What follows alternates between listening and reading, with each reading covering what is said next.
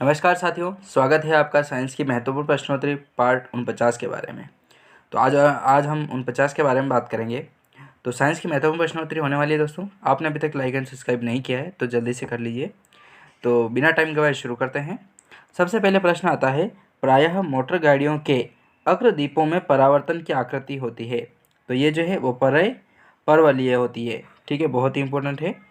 फिर बात करते हैं, सूर्य का स्पेक्ट्रम होता है। तो सूर्य का जो स्पेक्ट्रम है वो सतत उत्सर्जित तथा रेखीय अवशोषित होता है। मानव आँख है, मानव जो आँख है वो है कैमरे की तरह कार्य करती है। टॉर्च, सर्च लाइट और वाहनों के अग्रदीपों में बल्ब लगाए जाते हैं। तो ये जो है वो है परावर्तक के फोकस के बहुत निकट लगाए जाते हैं। प्रकाश का वेग न्यूनतम होता है। तो प्रकाश का जो वेग है वो न्यूनतम होता है कांच में। किसी वस्तु को अवतल दर्पण और फोकस के बीच रखा जाता है तो प्रतिबिंब बनेगा हमेशा दर्पण के पीछे। उत्तल लेंस द्वारा सूर्य का प्रतिबिंब बनता है। तो सूर्य का जो प्रतिबिंब है वो f पर बनेगा। एक कांच के गुटके स्लैब की क्षमता होती है। तो ये क्षमता जो है वो 0 होती है। मायोपिया पीड़ित व्यक्ति का निवारण है। तो मायोपिया पीड़ित व्यक्ति है उसका निवारण है अवतल लेंस। मानव नेत्र अभिनेत्र लेंस की फोकस दूरी को समायोजित करके विभिन्न दूरियों पर रखी वस्तुओं को फोकसित कर सकता है। ऐसा होने का कारण क्या है? तो यह है समंजन। ठीक है, मानव नेत्र जिस भाग पर किसी वस्तु का प्रतिबिंब बनाते हैं वो है दृष्टिपटल। अभिनेत्र लेंस की फोकस दूरी में परिवर्तन किया जाता है। तो परिवर्तन जो है वो पक्ष एक साधारण माइक्रोस्कोप में प्रयोग किया जाता है। तो साधारण जो माइक्रोस्कोप होता है उसमें कम फोकस दूरी का उत्तल लेंस प्रयोग किया जाता है। जब प्रकाश प्रिज्म में से होकर गुजरता है तब सबसे अधिक विचलन होता है। तो सबसे अधिक विचलन होता है बैंगनी रंग का। इंद्रधनुष के बनने का कारण क्या है? तो इंद्रधनुष के बनने का जो कारण है वो है पानी की बूंद में प्रकाश का परावर्तन, अपवर्तन तथा प्रकाश का विचलन।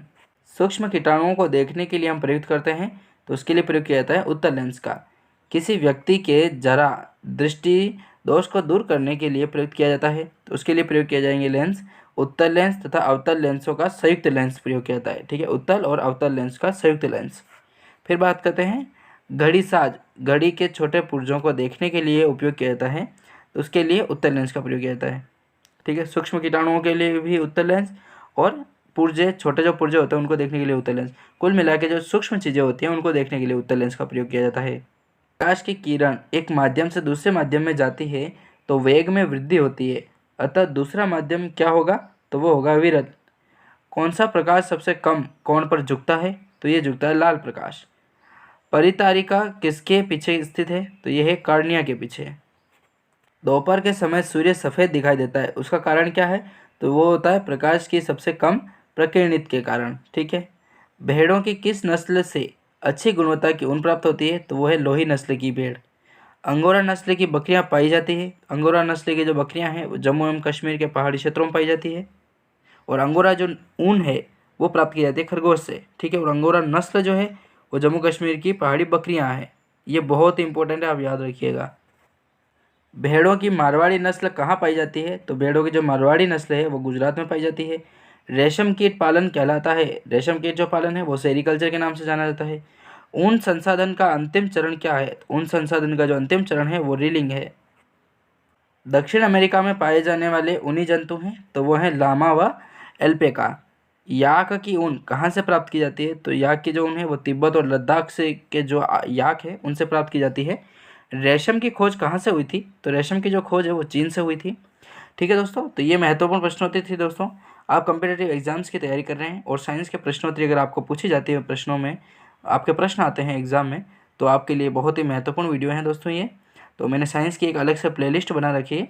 आप यदि पढ़ना चाहते हैं तो वहाँ से आप पूरी प्लेलिस्ट में से सारे महत्वपूर्ण प्रश्न, वन लाइनर क्वेश्चन, ठीक है, बिना टाइम गवाए मैंने जो वन लाइनर क्वेश्चन है वो दे रखे हैं, तो आप वहाँ से प्रिपरेशन कर सकते हैं। और आपने अभी तक वीडियो को लाइक एंड सब्सक्राइब नहीं किया है दोस्तों तो कर दीजिए। आपका बहुत बहुत धन्यवाद।